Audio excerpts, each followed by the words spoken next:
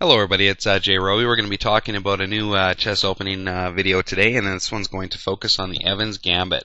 And Evans Gambit has a really rich history, and it was a really popular opening during the times of Morphy, Anderson, and Blackburn.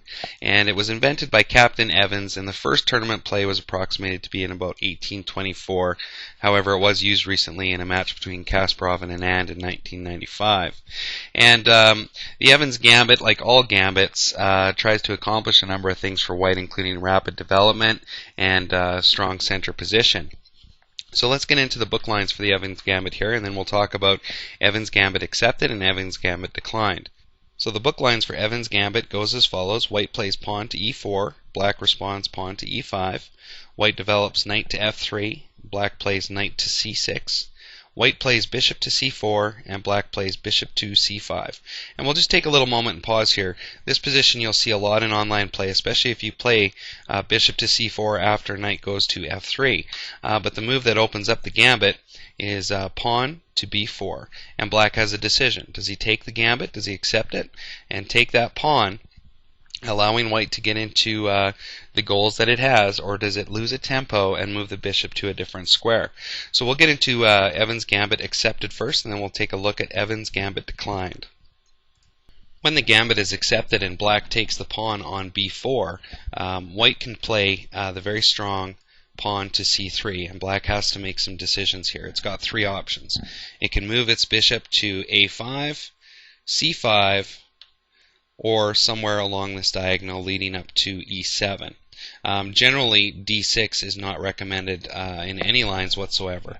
And actually, c5 is not recommended at all. Let's see what happens when black plays c5. Black plays bishop to c5, white castles, black plays pawn to d6, white now makes a strong push, pawn to d4, black takes, white recaptures, black moves bishop to b6, and knight develops to c3, and white has just excellent attacking possibilities here. So this is why going to c5 is just not recommended at all. One of the better options for black instead of going to c5 would be to move the bishop to a5, and black has to be very careful in this position because after white plays the strong pawn to d4, black's best bet is to play pawn now to d6. Otherwise, black can get into some big trouble here. If black were to take the pawn here on d4, white can castle. If black takes the next pawn, white can move queen to d5. Black is threatened with a mate in one, has to reply king to e7. Now the black king can no longer castle at all. White can come in and check. Black king moves to d6, rook check, knight blocks, and black just loses a piece here, and his king is in a very, very dangerous situation. So the best bet for black after moving bishop to a5 is to hope for a close position until he can further develop after white plays the pawn to d4 with the pawn move d6. And the other viable option for black is to play bishop to e7, at which point white still plays a strong pawn to d4. In this position, black can play knight to a5, attacking the bishop. White can capture the pawn on e5. Black takes bishop. White knight recaptures, and now black can play pawn to d5, and the material is equal, and the position itself is fairly equal as well. So those are the options for black for the Evans Gambit accepted. But what are the main goals of white with the gambit? If we go back to when the gambit is accepted, you'll notice here that after pawn to c3, white has a very good opportunity to reach a classical position in the center of the board once he plays pawn to d4. There'll be two pawns in the center. The classical position will be reached, and white's goal is to capitalize on that and to take advantage of a better position. And black really needs to play sharp here against the Evans Gambit accepted to make sure that he or she doesn't fall into lines that are going to lead to a quick defeat or a lot of material loss.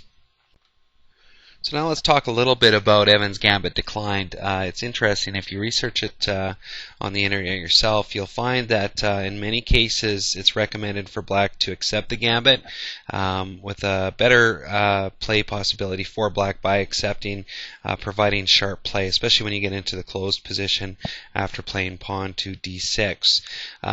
Generally though, if you want to decline the gambit, a black player would have to play either b6 or go back to e7, and both of those moves in this position have problems. So let's take a look at b6 first. White can still play c3.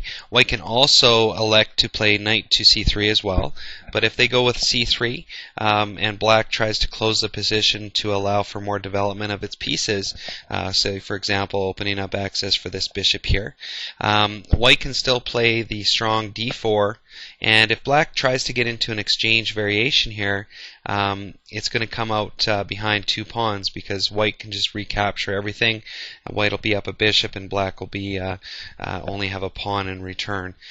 So the declined leads to a lot weaker positions for black, and that's something to consider, both as a white player if someone declines a gambit, or as a black player if the gambit's offered up to you.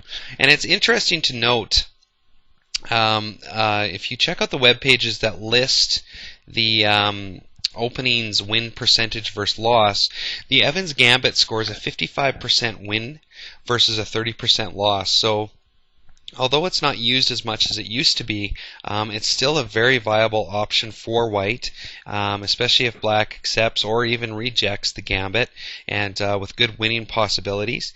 And Kasparov used it, on a number of occasions successfully.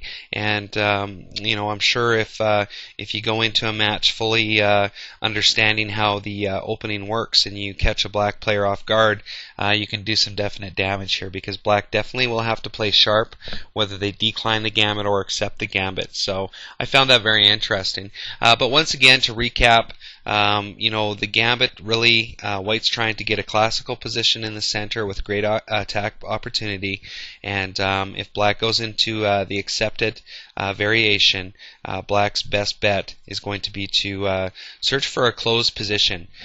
So for example, like we talked about earlier, after white plays a strong d4, black will have a better opportunity with a closed position to allow further development of its pieces, whether the bishop goes to e7 or if the bishop goes to a5. So let's take a look at a match between Bobby Fischer and Reuben Fine. It was played in 1963, and Fischer used the Evans Gambit to secure a victory. And so we'll flip through the first few moves here until it's the Gambit. So Fischer now plays pawn to b4, which is the Evans Gambit. Black accepts. Fischer plays c3 now, and black elects in this position to go to a5, and here comes white's pawn to d4.